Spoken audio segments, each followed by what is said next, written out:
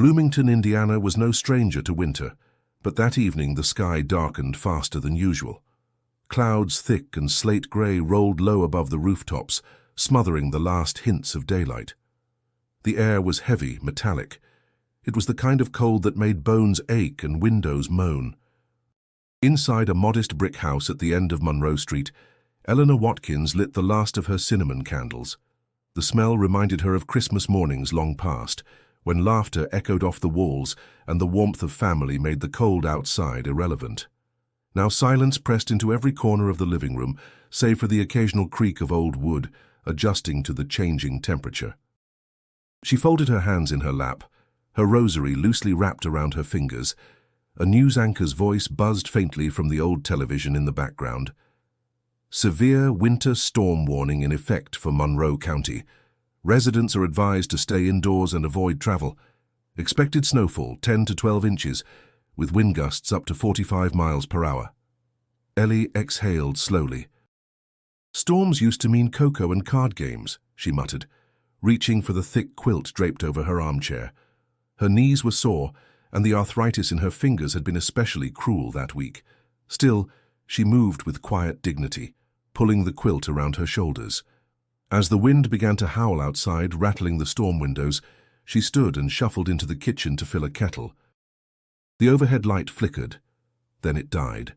Silence. Then the click of the refrigerator shutting off. Darkness pressed in like a curtain. "Oh, Lord," she whispered. "Not tonight."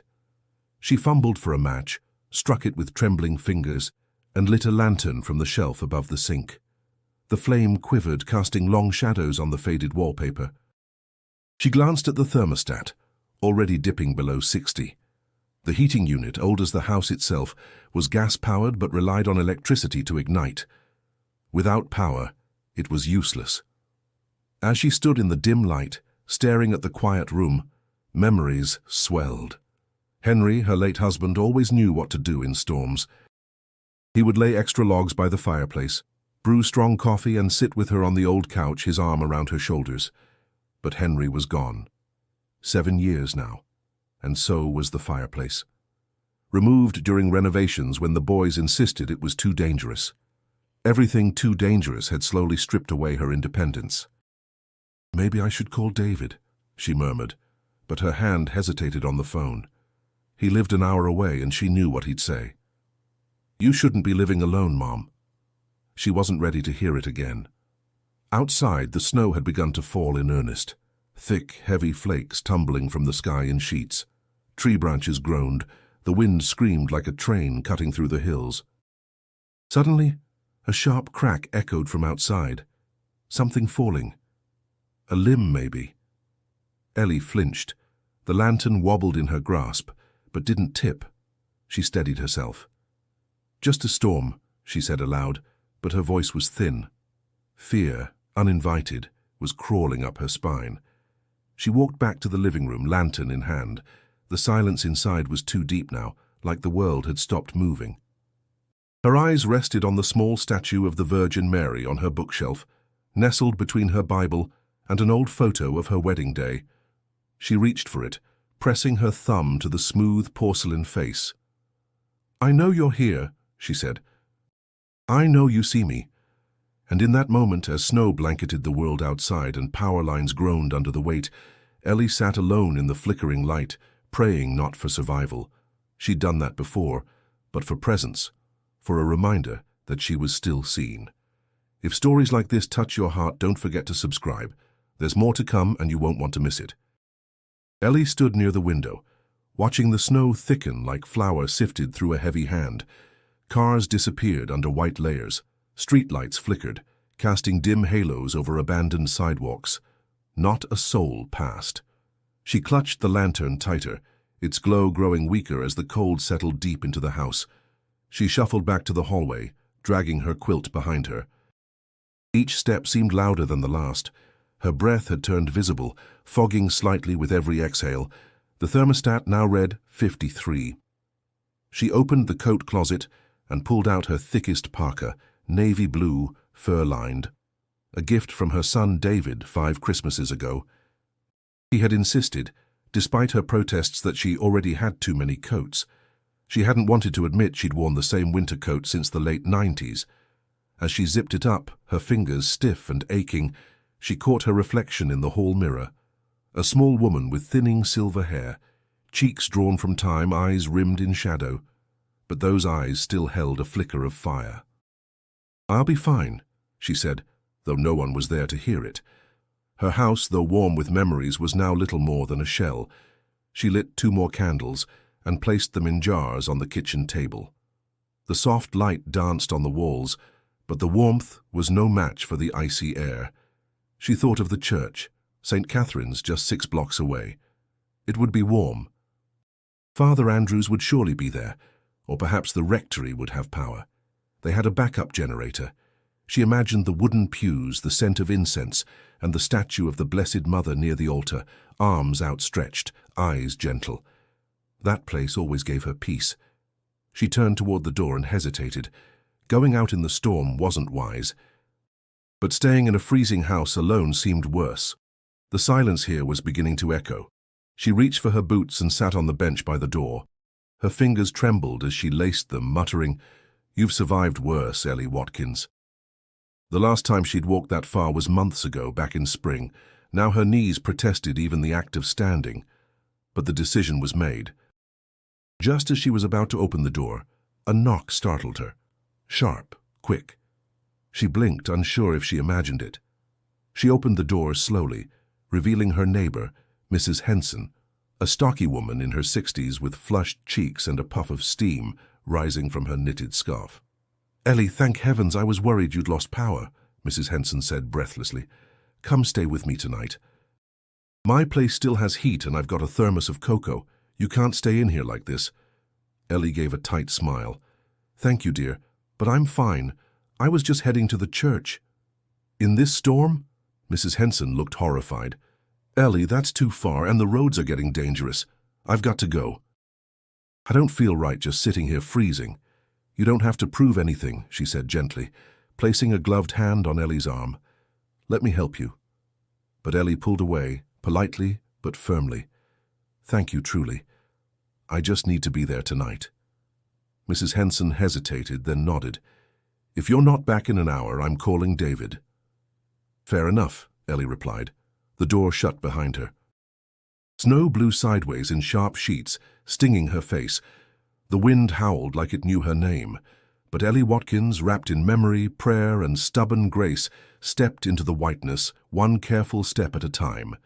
Behind her, the house stood dark and still, as if holding its breath. Ellie stepped off the porch and into the storm. Snow crunched beneath her boots, deep and wet, already piling higher than she'd expected. The wind slapped her cheeks with brutal fingers, pulling at her hood and sending loose strands of her silver hair whipping across her face. She gripped the strap of her bag tightly, the rosary inside pressing against her palm. The lantern had been too bulky to carry, so she'd left it behind. Darkness swallowed the street, broken only by the occasional flicker of a failing street lamp and the hazy glow leaking from distant houses. Each window she passed reminded her of warmth she couldn't ask for. Her breath came in short, clouded bursts. Her knees screamed in protest, but she pushed forward. 6 blocks. She told herself again, just 6 blocks. Halfway down the first street, her foot slipped on a patch of black ice hidden beneath the snow. She fell hard onto her side, the impact jarring her ribs. For a moment, she lay still, the cold seeping quickly through her coat. Pain radiated from her hip. She gasped, her breath catching. "Come on, Ellie," she whispered, using the mailbox post beside her to pull herself up. "You're not made of glass." A light flicked on in a nearby window, and she thought, just for a second, of knocking. But no. People were hunkering down, protecting their families. She didn't want to be a burden. The snow grew thicker as she turned onto Maple Avenue. The storm was merciless now, flinging shards of sleet into her face. Her vision blurred, her glasses fogged, then iced over. She wiped them with the cuff of her coat, but it did little good. The streets were deserted. No cars, no footsteps, no voices.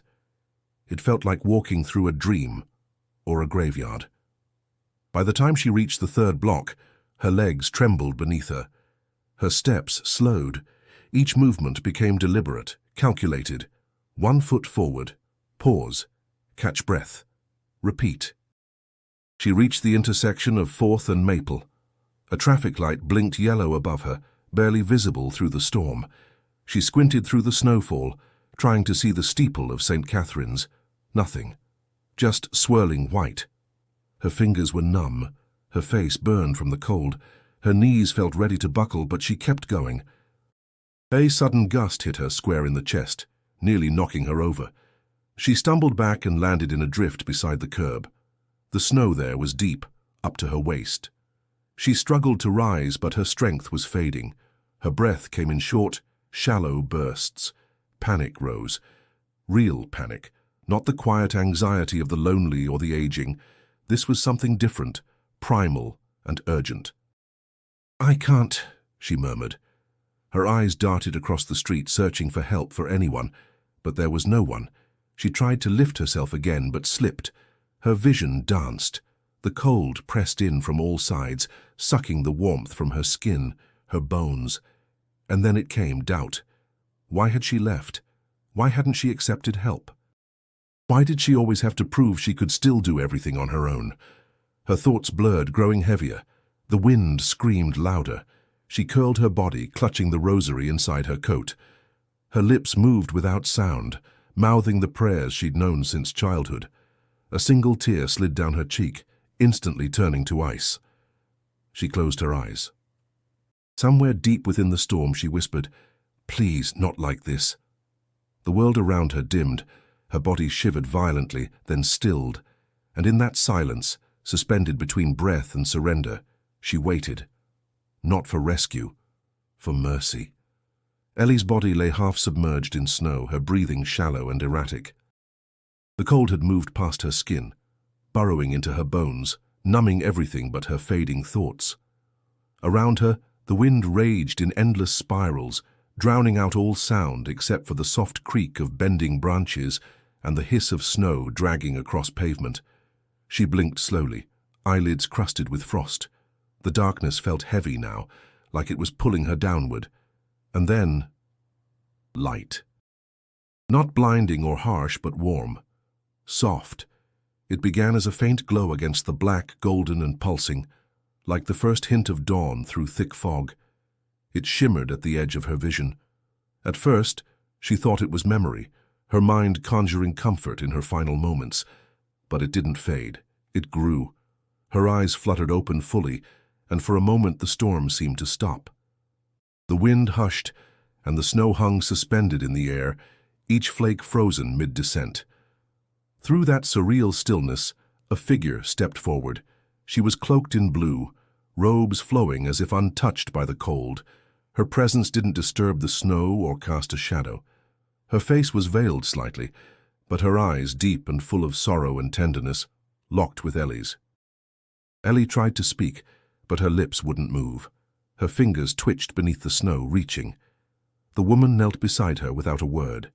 She moved slowly, deliberately, her hands extended and gathered the edge of a great mantle, smooth and brilliant, and drew it over Ellie's shivering frame.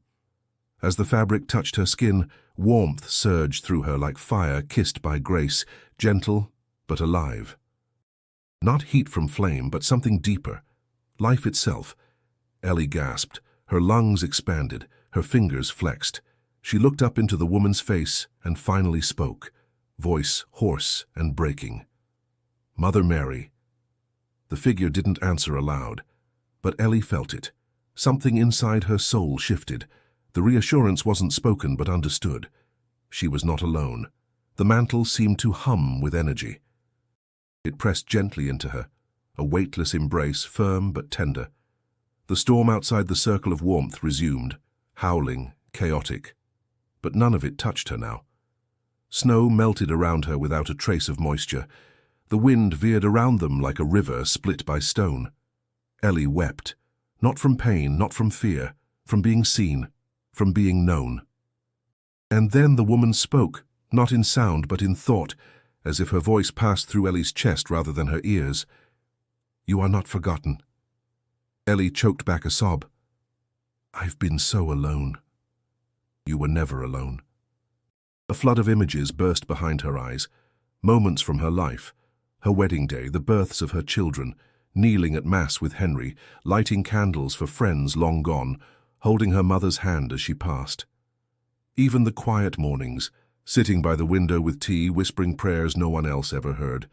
Each one had been witnessed, none of them lost. "Why now?" Ellie asked aloud, voice fragile.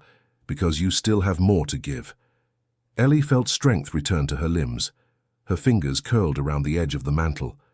Her heart beat stronger. She inhaled deeply, tasting the sharpness of snow, but it no longer burned her lungs. The woman leaned forward and kissed Ellie's forehead.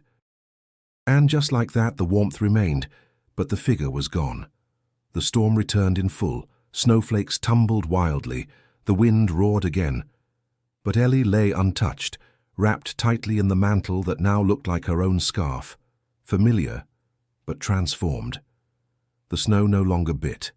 Her body no longer ached. She closed her eyes again, this time not from exhaustion, but in silent gratitude. "I'm still here," she whispered. "I'm still here." The light of morning stretched slowly across the snow-covered streets of Bloomington, glinting off rooftops and casting pale gold on the frozen silence below. A hush had settled over the town, as if nature itself was holding its breath. Snowdrifts towered along sidewalks and ice coated the telephone wires like crystal vines. In the stillness, a truck's engine rumbled to life on Maple Avenue. Sam Carter, a local carpenter and volunteer EMT, maneuvered his four-wheel drive through the unplowed streets, heading toward the church. He'd offered to check on the building after reports that the alarm system had gone silent overnight. Halfway through the drive, something in the snow caught his eye. He slammed the brakes. The tires crunched as he reversed, stopping near a large drift piled against the curb. Just beside it, barely visible through the mounds of white, was a figure. "Jesus, Mary, and Joseph," he whispered, leaping from the truck. Ellie lay curled on her side, eyes closed, her face peaceful and faintly pink, not the ashen blue of frostbite he'd seen too many times before. She was covered in a scarf he recognized from Sunday Mass, wrapped neatly over her shoulders and chest. "Ma'am? Hey, ma'am!" he called out, gently tapping her cheek. Her eyelids fluttered. She groaned softly and shifted. "She's breathing!" he shouted into his radio. "Got a live one, elderly female, send backup and blankets. We're on Maple near 4th. Within minutes, another truck arrived. EMTs wrapped Ellie in emergency covers, careful to check for frostbite and hypothermia. But the more they examined her, the more baffled they became. "No frostbite," said one of the medics. "She should be frozen stiff. Core temps low but not dangerous. Pulse steady, no visible trauma." Sam looked down at her face. Her lips were moving faintly. He leaned in. "What was that?" Ellie's voice was soft, hoarse. "She covered me." "Who?" he asked, but she only smiled. At Bloomington Regional Hospital, Ellie was placed in observation. Nurses buzzed around her, trying to piece together how a 78-year-old woman could survive hours exposed to a blizzard without serious harm. She dozed through most of the exam, murmuring prayers in her sleep. When she awoke fully, she blinked at the ceiling and turned her head slowly. Sunlight poured through the window, and the sound of boots squeaking on linoleum drifted in from the hallway. A nurse entered, a young woman with auburn curls tucked into a ponytail and kind eyes. "Good morning, Miss Watkins. You gave us all quite a scare." Ellie smiled faintly. "Feels like I've woken from a dream." "You're incredibly lucky. The medics said you were found just in time." Ellie shook her head slowly. "Not luck." The nurse paused, studying her face. "What do you remember?" Ellie looked down at the scarf covering her. It looked ordinary now, woolen, worn, familiar. But she could still feel it, the way it had shimmered with something sacred. "I was never alone," she said. The nurse tilted her head. "You're saying someone stayed with you?" Ellie nodded. "She came to me, a woman in blue. She covered me with her mantle." The nurse hesitated. "Do you think you were dreaming?" "No," Ellie said firmly, her voice gaining strength. "She was real." Silence lingered. Then the nurse smiled gently. Well, real or not, it seems like someone was watching over you. Ellie nodded, her fingers gently brushing the scarf. Yes, she was. Outside, the town was just beginning to stir. Ploughs cleared the streets. Mailboxes peeked from under snowbanks. In homes across Bloomington, people opened their blinds and blinked at the brilliance of the day. And in one small hospital room, a woman who had nearly been forgotten by time lay wrapped in warmth, her eyes filled with a peace that no one could explain. Ellie sat propped against the hospital bed's raised backrest, a thin fleece blanket pulled over her legs. She held a paper cup of lukewarm coffee between her palms, more for comfort than for the taste. Light streamed through the window beside her, catching the tiny gold cross that hung from her necklace. A nurse, Lena, the one with the auburn ponytail, stepped in and adjusted the IV stand. "Vitals still good," she said with a smile. "You're stronger than most of the 20-year-olds who come through here." Ellie chuckled softly. "God's mercy, not mine." Lena hesitated. "Do you really believe that?" Ellie turned her gaze to the window. "I don't just believe it, I lived it." Word had already begun to travel. Hospital staff whispered in break rooms, and texts buzzed with stories about the woman who survived the storm untouched. Some said she must have been wearing some kind of thermal tech. Others claimed she'd only been out there a short time. But those who had found her knew better. That afternoon, Father Andrews arrived. He was in his late 50s, tall and soft-spoken, with deep-set eyes and a weathered cassock that smelled faintly of incense. He brought a small leather-bound prayer book and a white rose. "Ellie," he said warmly, placing the rose in a plastic cup by her bedside. "You had us all worried." She smiled, eyes misting. "I thought I might see you sooner or later. I came as soon as I heard. Mrs. Henson told me the news. She's been calling twice a day to check on you. She always did have a big heart." He pulled a chair beside her. "They say you walked out into that storm alone." "I had every intention of getting to the church," she said, "but I never made it." "I heard," he replied gently, "and I also heard that you weren't alone after all." Ellie nodded slowly. "She came to me. I was freezing, slipping away.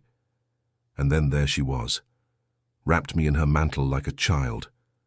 He was quiet for a moment, searching her face. "Do you believe it was Mary?" "I know it was." His lips tightened slightly, thoughtful. "You understand, some people may doubt. Even in the church." "I didn't ask for anyone to believe me," Ellie replied, her voice calm. "I only know what I saw, what I felt." He studied her, then nodded. "And your peace? It speaks for itself." Later that day, Mrs. Henson arrived, bundled in a parka and carrying a Tupperware full of banana bread. She pulled up a chair beside Ellie's bed and sighed heavily. "Do you have any idea how lucky you are?" she said, trying to sound scolding, but her voice trembled with emotion.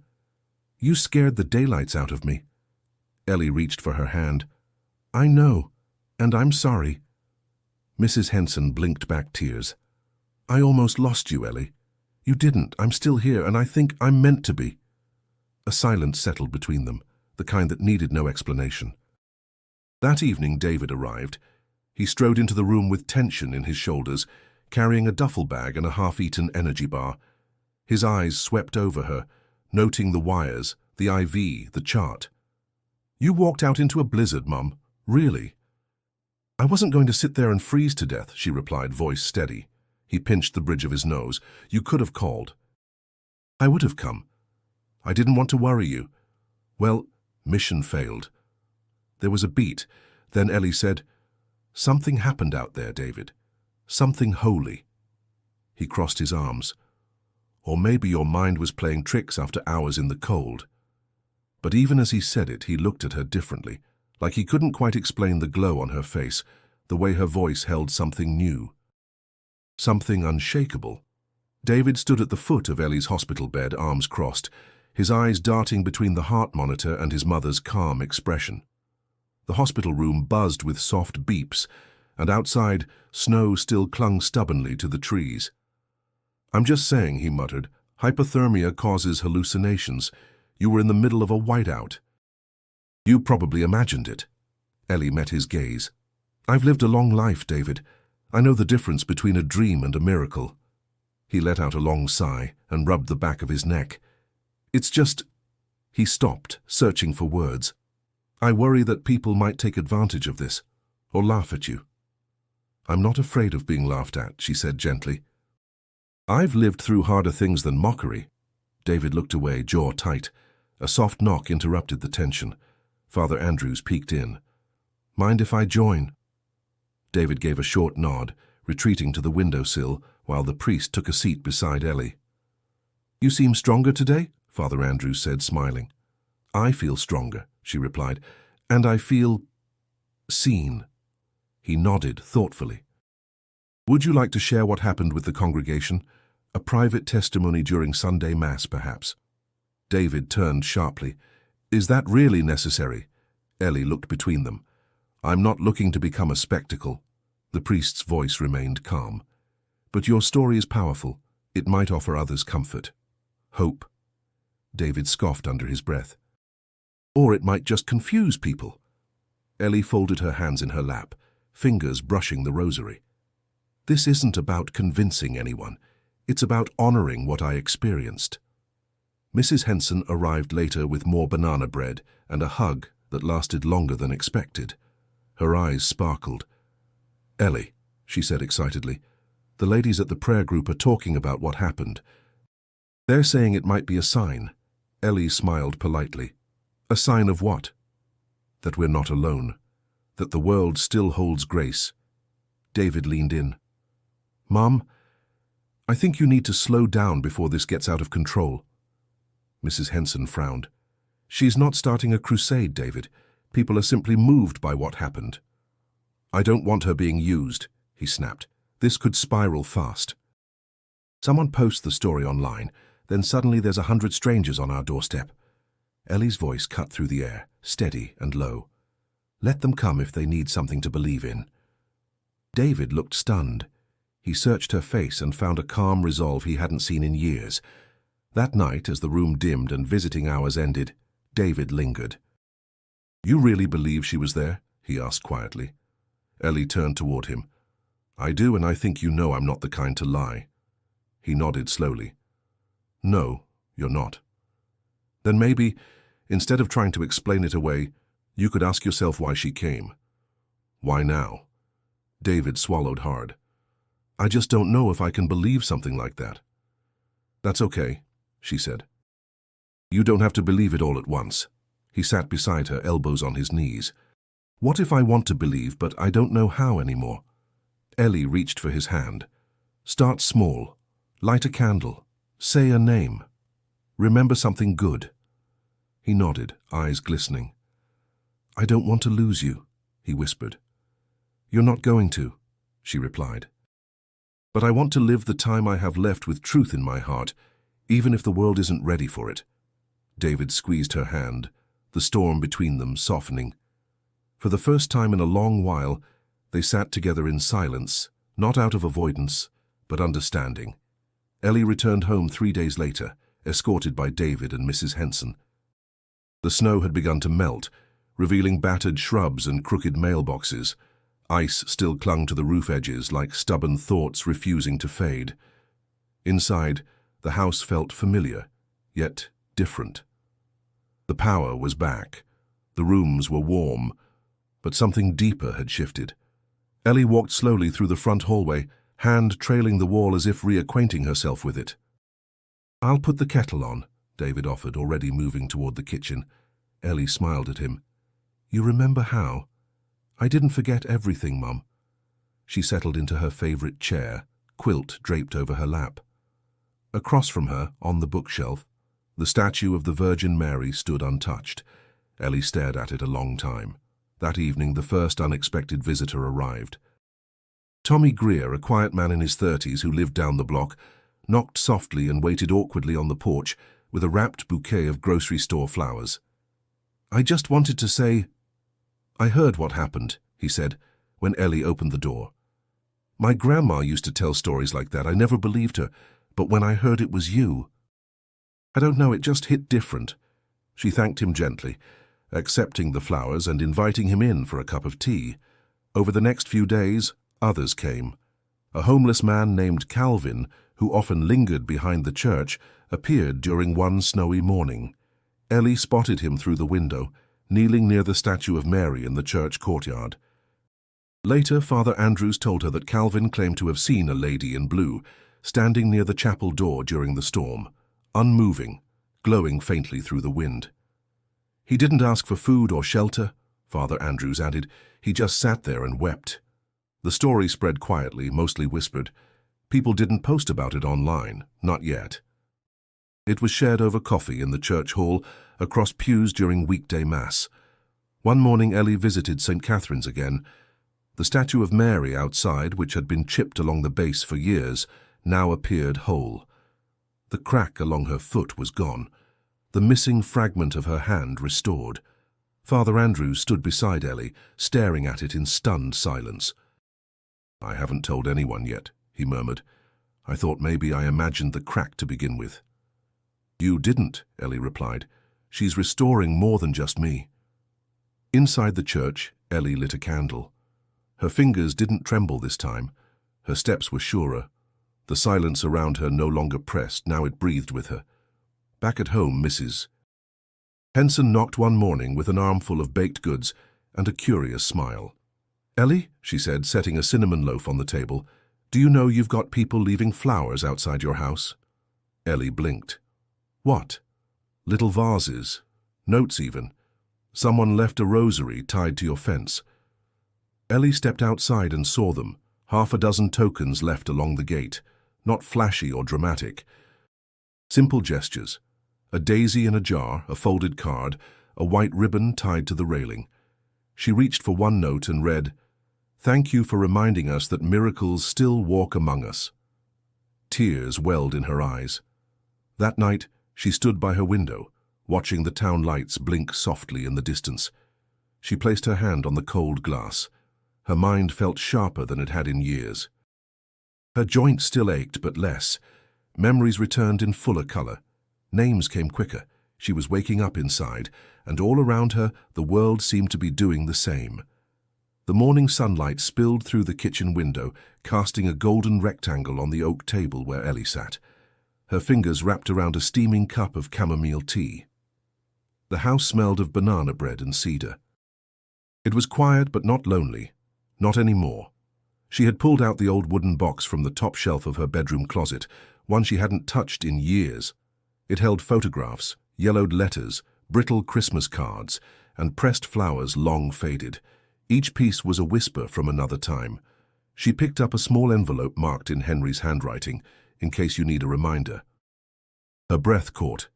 Hands trembling slightly, she unfolded the letter inside. The ink was still crisp. His words were unmistakably his, strong, thoughtful, gentle. "Ellie, if you're reading this, it means you've had one of those days when the world feels heavier than it should. I want you to remember something. God isn't in the thunder. He's in the still, small voice, in the quiet moments. In your breath, in your steps, in your prayers whispered alone in the dark. I always believed in miracles, not because I needed one, but because I married one. Don't stop believing." Henry, tears slipped down her cheeks. She read it again, then a third time. Each word steadied her. She placed the letter gently on the table and reached for a fresh sheet of paper. This time she would write one of her own. "Dear Lily, I know it's been too long since we've spoken. Life is strange like that. How time passes and the silence grows, even between people who love each other. I'm not writing to scold or lecture. I'm writing because something happened, something I can't fully explain, but I feel it in my bones. I was caught in a storm, and I should have died. I didn't. I was saved by something greater than myself. I believe the Blessed Mother was with me. I felt her love wrap around me like a cloak, like your mother's arms when you were little. I want you to know that miracles are real, not just the kind that stop storms, but the kind that heal hearts, the kind that bring people back to each other.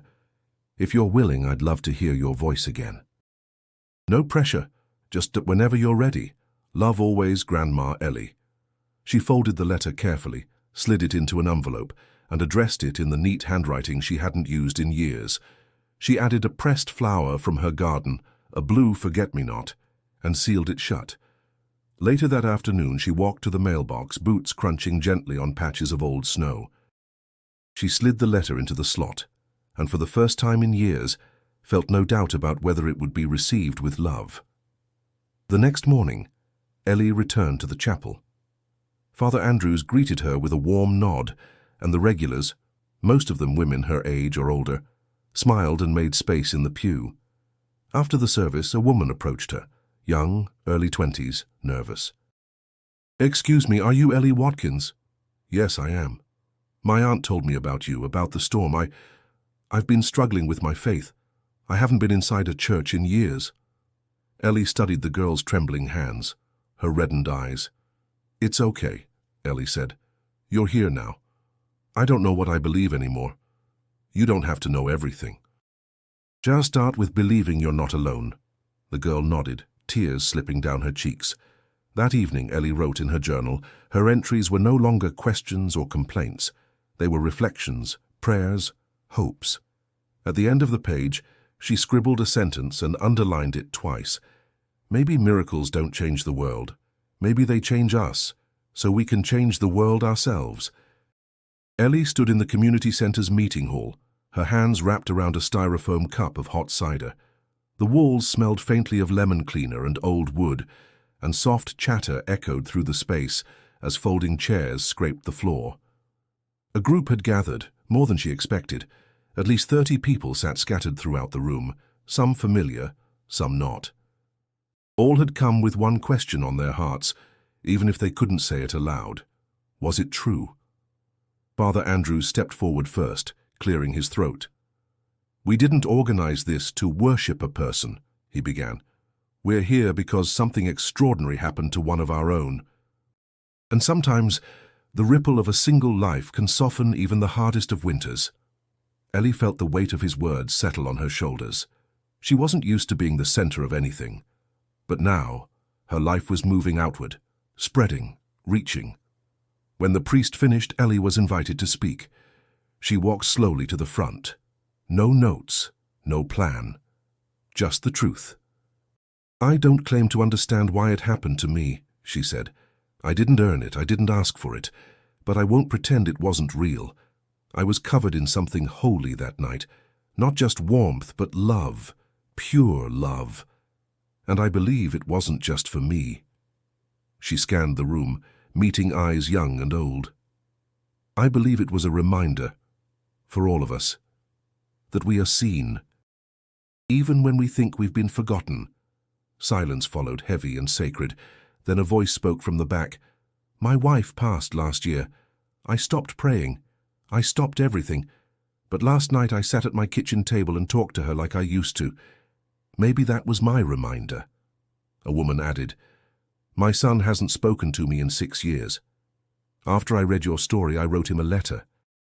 I haven't sent it yet, but I wrote it." Another hand went up, then another.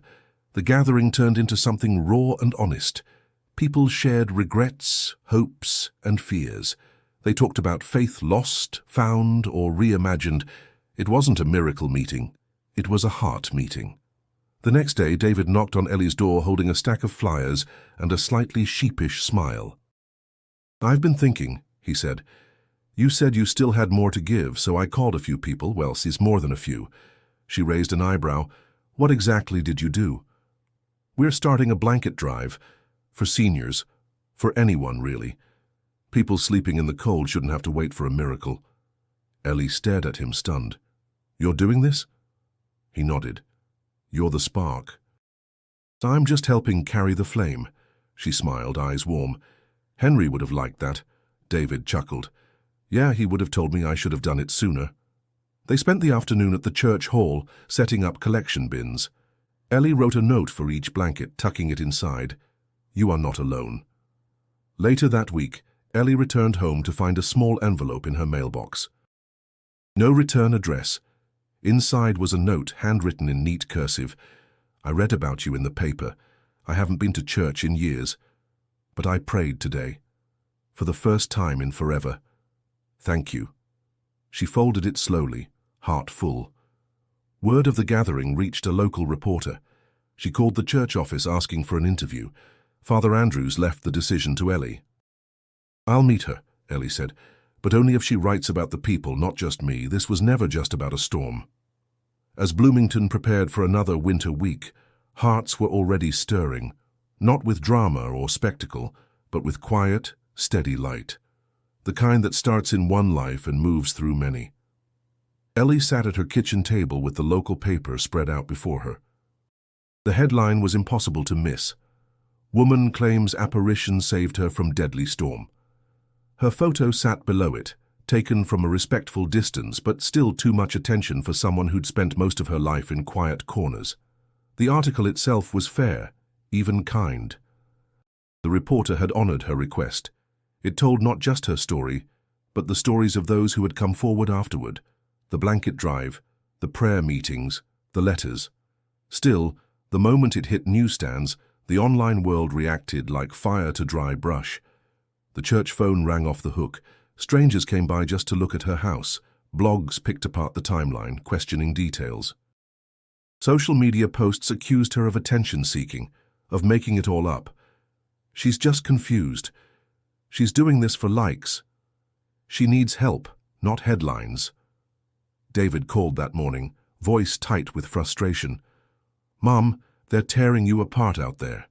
"I know," she said softly. "I told you this would happen. I didn't ask for it to go public. I just told the truth." David exhaled. "I just want to protect you."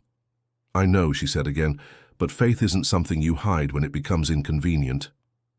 That night, the parish hall was packed, not just with regulars, but with new faces, some skeptical, some curious, some seeking something they couldn't name. Father Andrews offered Ellie the chance to stay home. She declined. "I've been hidden most of my life. I think it's time I stand." She stepped up to the lectern slowly, her cane tapping lightly against the hardwood floor. The room hushed. "I was never trying to convince anyone," she began. "I didn't ask for the story to be shared. I didn't call it a miracle. I just lived through something, and I knew I couldn't keep it to myself." She scanned the crowd. "Some of you may believe me. Some may not. That's all right. Faith isn't about certainty. It's about stepping into mystery even when the world says it's foolish." A man in the back stood abruptly. "You expect us to believe the Virgin Mary appeared to you in a snowstorm?" There was tension in the room. Eyes shifted. Some murmured. Ellie didn't flinch. "I don't expect anything," she said. "I only offer what I saw, what I felt. You don't have to accept it, but I do ask that you consider what it might mean if it were true." The man paused, then sat down, silent. She looked around again. "If the world has grown too cynical to accept love when it appears, then we're all in danger. Not from storms outside, but from what's happening inside us. Our hearts grow cold long before the snow ever falls." There was a beat of silence. Then someone began to clap. Another followed. Then more. It wasn't thunderous. It wasn't a standing ovation. It was real. Afterward, a woman approached Ellie with tears in her eyes. "My daughter was going to drop out of college. She came home, read your story, and said, 'If miracles still happen, maybe I should stay and try.'" Ellie reached out and squeezed the woman's hands. Then I'd go through that storm all over again. When she left the hall that evening, a new snow had begun to fall, light, slow, peaceful. David walked beside her in silence. At the car, he opened the door for her, but didn't rush to start the engine. "I'm proud of you," he said. Ellie looked at him, her expression calm and clear. "You don't have to be proud. Just walk with me." He smiled. "Always." The storm returned, not as fierce as before, but steady and relentless. Snow began falling again across Bloomington, blanketing rooftops and sidewalks, muting the town in a hush of white. People stayed home. Lights flickered behind drawn curtains. But something was different this time. Less fear, more intention. At St. Catherine's, the pews filled faster than usual. Word had spread about Ellie's speech. Some came with rosaries in hand, others with skepticism in their eyes. But they came. David arrived early, helping Father Andrews light the altar candles. He'd started volunteering again, quietly, without fanfare. The same man who once dismissed his mother's faith now stood shoulder to shoulder with a priest, wiping down hymnals and replacing broken bulbs in the vestibule. As the Mass began, Ellie entered, walking more confidently than she had in months. She wore her navy coat, the same one from the storm, and the scarf that had become something of a relic in local whispers. But today there was no performance. She wasn't a symbol. She was just herself, faithful, steady, enduring. After communion, the silence held longer than usual. Then the chapel door opened. A young woman stepped inside, snow dusting her shoulders. She had the same gentle jawline as David, the same steady eyes as Ellie.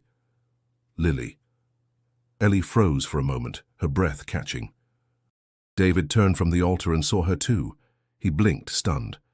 Lily walked slowly down the aisle past rows of strangers until she reached her grandmother. She didn't say anything. She just dropped into the pew beside her and took her hand. Ellie felt the warmth spread from their fingers into her chest. She didn't need words. That touch was enough. After the Mass, they walked outside together. Snow fell softly around them, but none of them hurried. "I got your letter," Lily finally said, voice low. "I cried for 2 days before I could even think about writing back." "I didn't expect a reply," Ellie replied gently. "But you hoped." "I always hoped." Lily looked down. "I didn't leave because of you. I left because I was angry at everything. Dad, school, life. I didn't know how to come back." "You just did," Ellie said. "That's all that matters now."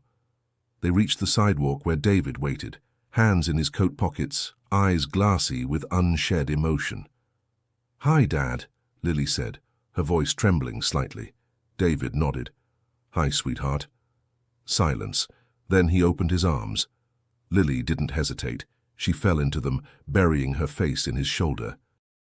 He held her tightly, like something fragile being returned. Ellie stepped back, letting them reconnect. Snowflakes kissed her cheeks as she looked skyward, whispering a prayer of thanks. That night, they sat around Ellie's table, the three of them. No grand declarations, just bowls of stew, slices of bread, and laughter between bites. Stories returned, memories resurfaced, and forgiveness settled in like an old quilt drawn over tired shoulders. Outside, the town stirred in its own way. Families checked on neighbors. Blankets were left anonymously on doorsteps. Someone shoveled a widow's driveway before sunrise. At the community center, the collection bins were full. Coats, boots, thermal socks, cans of soup.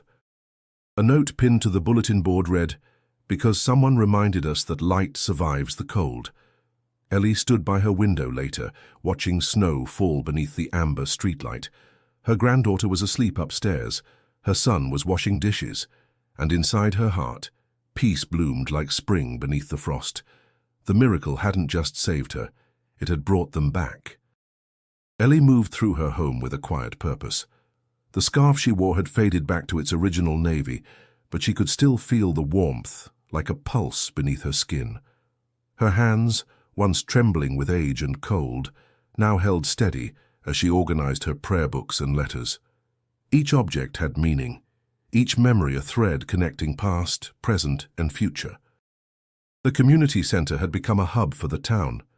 Donations poured in steadily, and Ellie, once fragile and withdrawn, now led small groups to sort and distribute blankets, coats, and food.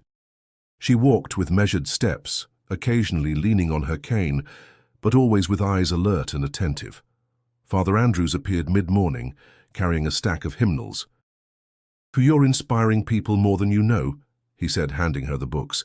"The volunteers keep asking to meet you before shifts. They want guidance, not just instructions." Ellie smiled, accepting them. "It's not me, it's the reminder we all needed." That kindness doesn't have to wait for perfection or recognition. Later, she welcomed a group of younger women eager to help with the winter shelter project. "We can teach them," she told them. "We can model what caring looks like, so the next generation understands the importance of small miracles of seeing one another." One young woman asked softly, "Do you believe miracles are still possible?" Ellie's eyes glimmered. "Every day. You just have to pay attention. The world is full of them. if you notice the hands that reach out, the hearts that listen, the quiet grace that carries you through when nothing else can. Back at her home, she found David in the kitchen, slicing bread for sandwiches destined for the community shelter. "I can't believe how much you've done," he said, shaking his head. "You've brought the whole town together." Ellie shrugged gently. "It wasn't me. It was the lesson the storm taught me. Strength isn't about standing alone, it's about lifting others when the wind blows too hard." At the chapel, the repaired statue of Mary glimmered under the morning light. Ellie stood silently before it, fingers brushing the cool porcelain. She whispered a prayer of gratitude for protection, for the courage to keep moving forward, for the people who had returned to faith and hope because they had seen her example. Calvin, the man she had once noticed lingering behind the church, now volunteered regularly, helping clean pews and light candles. He stopped by, holding a small bundle of blankets. "I didn't know how to help before," he admitted. "Now I do." Ellie nodded. "That's all anyone can do, help in whatever way they can." Word continued to spread quietly, organically. People left notes on doorsteps. "Thank you for showing us how to live." Children painted pictures of blankets and candles, inspired by stories they had overheard. Even the homeless in town started small rituals of care, sharing food or clothing with one another, inspired by Ellie's example. That evening, she sat by her window, watching snowflakes drift lazily to the ground.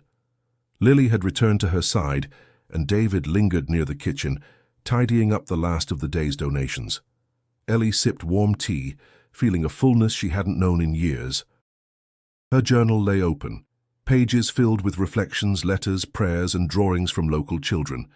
She wrote a short note at the bottom of the page. "The light we give never vanishes. It lives in the hearts of those who carry it forward." For the first time in a long while, Ellie felt her life's work extending beyond herself. She wasn't just surviving anymore. She was leaving behind a legacy of hope, love, and quiet courage, one that would continue to ripple through Bloomington and perhaps beyond for years to come. Snow fell gently over Bloomington, dusting rooftops, mailboxes, and the quiet streets. The blizzard that had brought fear weeks ago was now a soft curtain of white, serene and almost protective. Ellie stepped outside, scarf snug around her neck, boots crunching on the thawing snow. The air smelled crisp, clean, alive. She walked toward St. Catherine's, cane tapping lightly against the sidewalk, each step deliberate and strong. The familiar path seemed new to her eyes, brighter, more purposeful. Neighborhood lights blinked faintly through the falling snow, and the distant hum of traffic felt far away, removed from the quiet heartbeat of her own resolve. At the chapel doors, she paused. Fingers brushed the cool wooden handles, tracing the grooves she had known for decades. Inside, the pews smelled faintly of wax and pine. Candles flickered as if eager to welcome her presence. She breathed in deeply, letting the scent of incense fill her lungs, steadying her heart. She knelt at the altar, hands pressed together, eyes closing. The warmth she had felt that night returned, subtle but undeniable.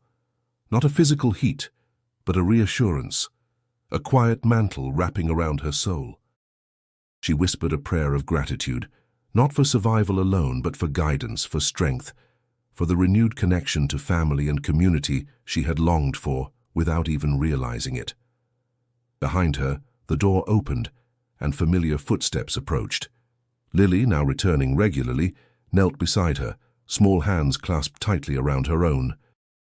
The simple gesture spoke of trust, love, and the slow rebuilding of bonds fractured by time and distance. Ellie's lips curved in a gentle smile, eyes glistening, though she didn't speak immediately. Words were unnecessary. The warmth between them conveyed everything. David appeared moments later, dusting snow from his coat, carrying a thermos of warm cocoa. He handed a cup to Ellie, who accepted it with a soft nod. "Thank you," she said, her voice calm, steady, full of peace. Outside, small acts of kindness continued to ripple through the town. Neighbors shoveled driveways for one another, bundled blankets appeared on doorsteps, and small groups gathered to share hot drinks and conversation in the church hall. Ellie watched the rhythm of care unfold, realizing the true miracle wasn't the storm she had survived. It was how people responded afterward, inspired by hope and courage, guided by love. She stepped back from the altar and slowly walked to the window, gazing at the snow-draped streets. Children played gently in the front yards, bundled in coats and hats, laughter ringing clear through the quiet air.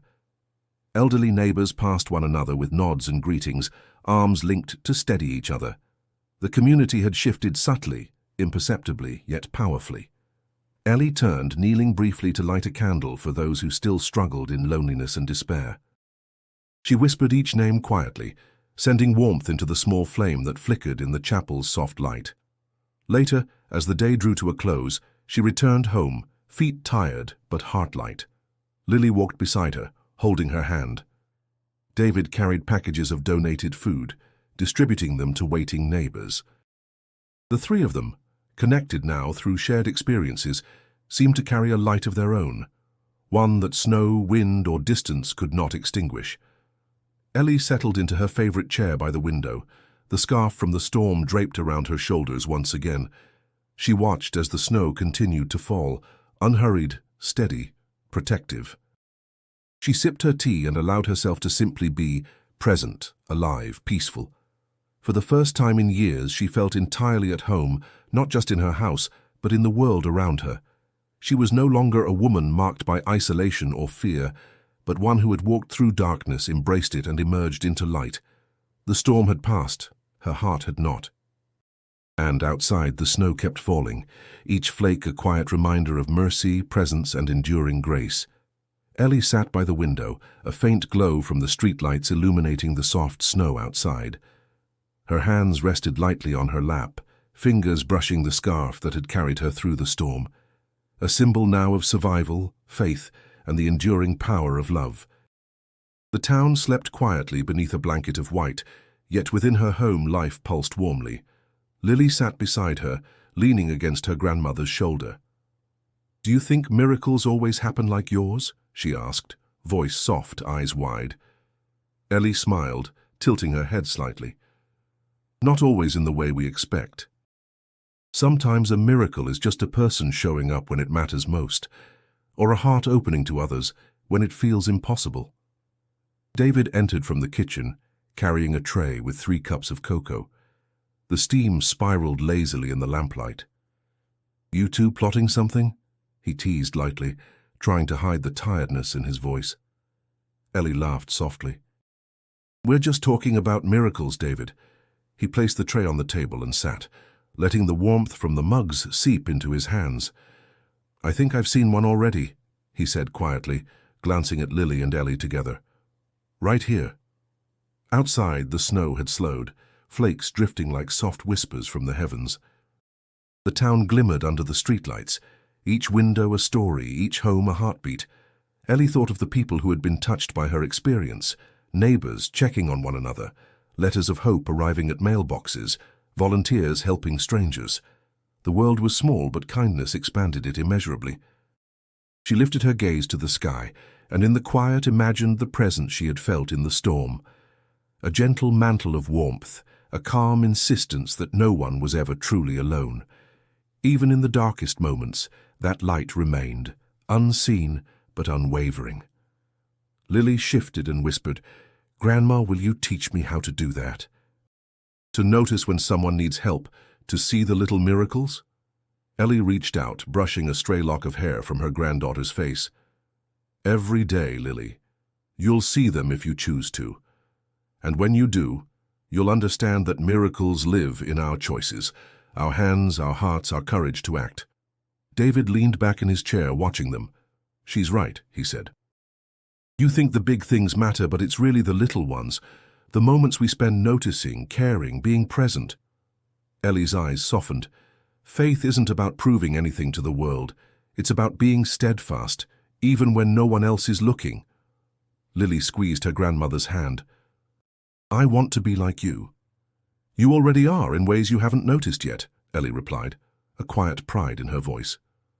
The night stretched on. Snow drifted lightly against the window panes. Ellie lit a candle, placing it near the windowsill. Its glow reflected faintly in the glass, a tiny flame holding steady against the darkness. She whispered a prayer not just for herself, but for the town, for the people she loved, and for those yet to be touched by hope. And as she looked back to Lily and David, she felt the truth of the storm, the vision, the mantle, every trial, every blessing, resting in this single moment. Love had endured, courage had endured, faith had endured. Ellie turned toward the camera of her thoughts, as if speaking to the world. If you feel lost, if the night feels endless, remember, a light always remains. Look for it in hearts willing to care, in hands willing to help, and in moments where hope refuses to fade. She smiled gently, fully, and then softly she said, "Subscribe to see more stories like this. And don't forget to click the next video. I promise it will warm your heart, just as this one has." Outside, snowflakes continued to drift silently, and the town, resting beneath the quiet night, glimmered like a promise. And inside, Ellie Watkins, grandmother, survivor, witness, sat surrounded by light that would endure, carrying hope forward for generations to come.